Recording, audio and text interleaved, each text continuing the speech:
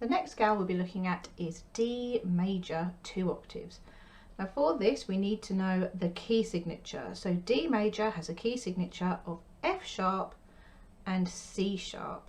Now the trick to remembering this one is the first of the triplets and the first of the twins.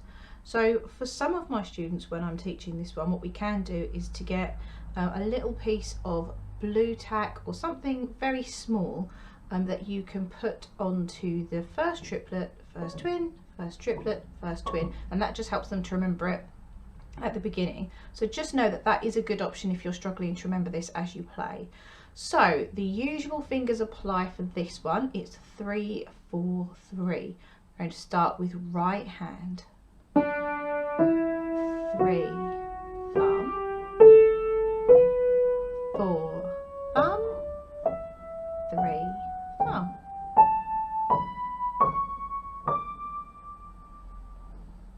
Now, as with most of the scales that if you've watched any of my other videos, you'll know we do try to split them up into octaves. So the first milestone that we need to reach is this thumb on a D in the middle. 3,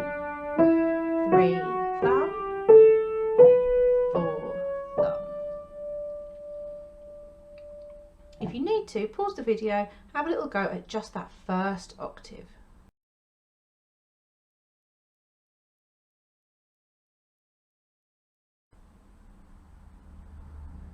Now as we've made our way to the middle, thumb on a D. We only have one more change to go. 3, thumb, to get to the top. So back to the middle again. So thumb on that D in the middle. 3, thumb. Now as per usual, if you want to, you can pause the video and try it from the middle.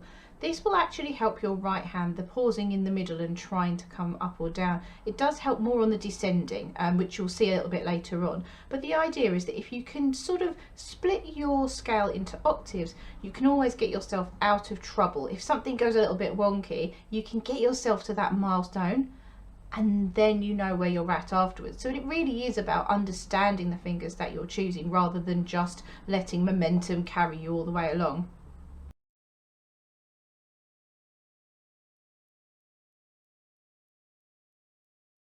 Now we're going to try that ascending once more from the beginning all the way to the top.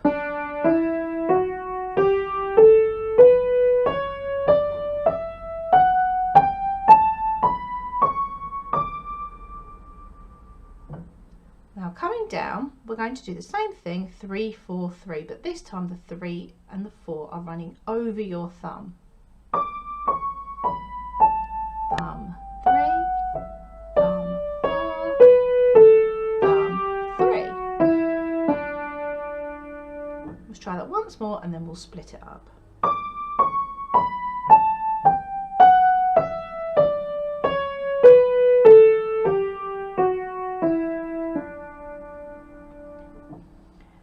Now again, just to make sure, we're going to try that first milestone of that thumb in the middle. 3. Pause the video if you want to and have a little go at that first octave.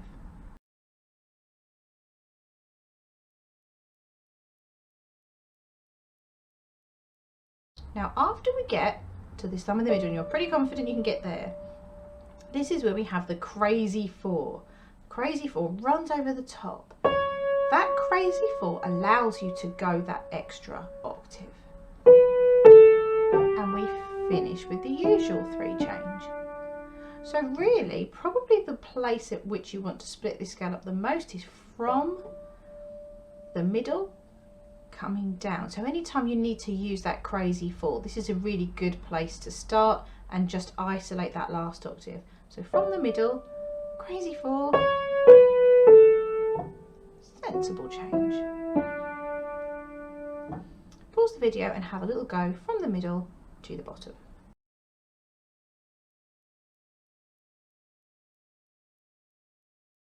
Now we're going to be going all the way through from the bottom to the top and back, remembering to play that top note just once. If you have used some of the pieces of blue tack to mark out your sharps, you are more than welcome to leave them there. the idea would be that maybe you should take off the second octave, so give yourself the reminder for the first one, take the second one away.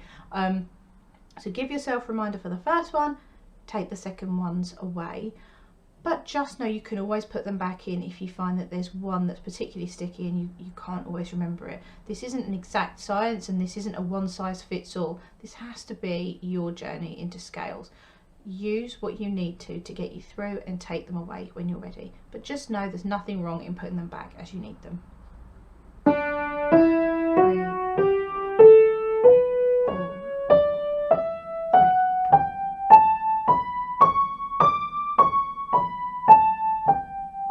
4, crazy 4, sensible 3. Now this time we're going to look to speed this up.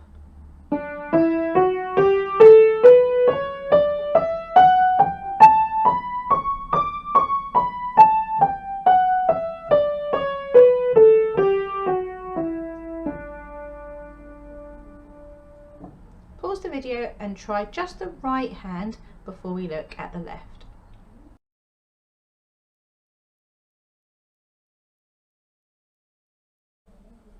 So for the left hand, we're going to begin this one octave below where the right hand started. Now again, if you need to, and if you used some props already, you can always take the blue tack and move them down to where your left hand's going to be using the accidentals. So the first triplet, first twin, first triplet, first twin. Now the left hand, as you know, if you've watched the previous videos and tried some of those, we start on the little finger and it's the same 3-4-3 pattern. Walk up to your thumb, 3 goes over, 4, 3. We'll try that once more before we look to split this up.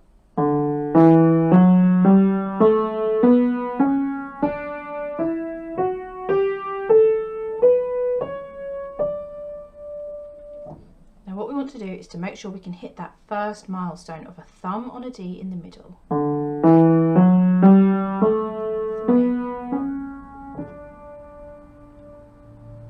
If you need to, pause the video here and try that first milestone.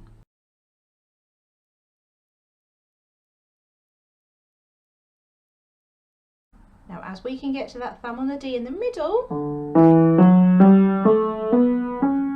this is where the crazy 4 happens. The crazy 4 to give us that extra octave. And then we go back to a sensible change, a 3 change. So this time we're going from the middle to the top. So this middle to the top involves the crazy 4. 4, 3. Pause the video here and just try from the middle to the top, involving the crazy 4 and sensible 3.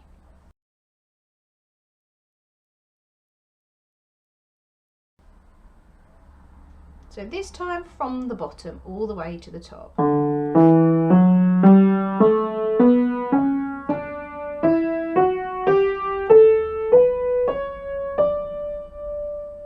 Try that once more.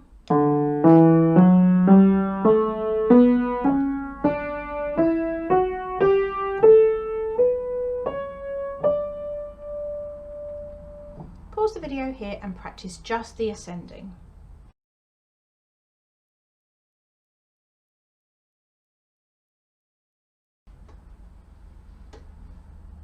Now for the descending part, this is where the thumb runs underneath that 3-4-3. So thumb is getting his revenge on all the running over the top that they did to him earlier on. So we're starting at the top, we get to our 3 and thumb runs underneath. Get to 4, he does it again.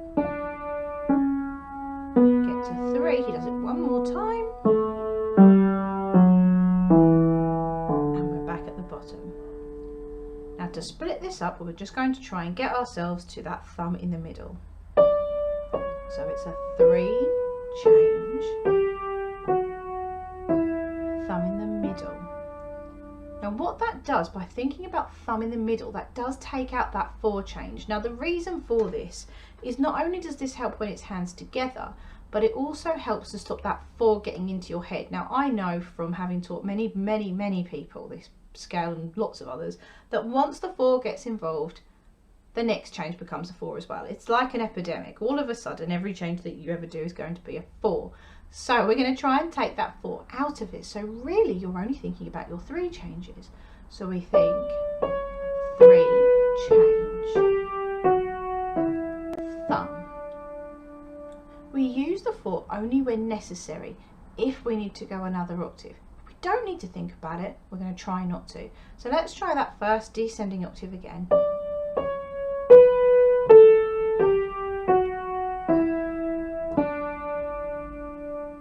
Pause the video and give that first octave a go.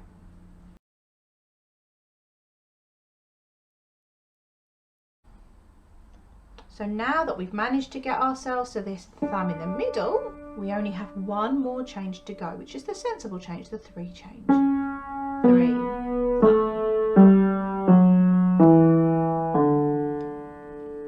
thumb. So if we take this back once more from the middle, 3 change.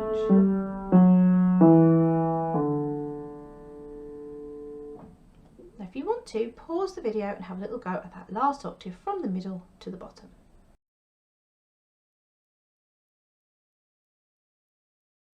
Now for the full descending scale, 3,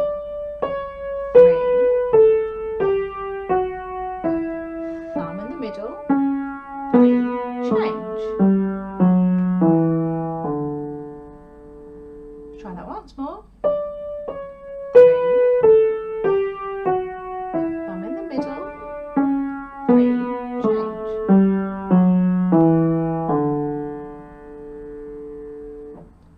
Just as a little heads up, kind of as I was talking about a little bit earlier, quite a lot of the time when you get to that thumb in the middle, be careful to do your next change. Not only does that next change sometimes become a 4 accidentally if you thought 4 thumb in the middle, but also quite a lot of the time we have a little mini celebration that we've got to this middle point and forget the next change. So if you're going to remember any of them, remember that last 3 change, and that will get you to the bottom.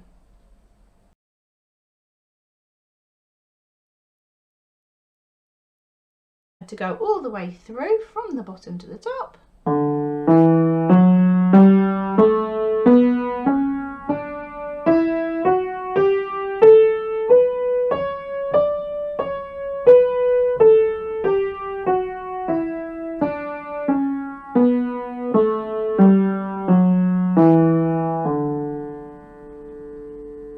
And this time with the speed and the dynamics.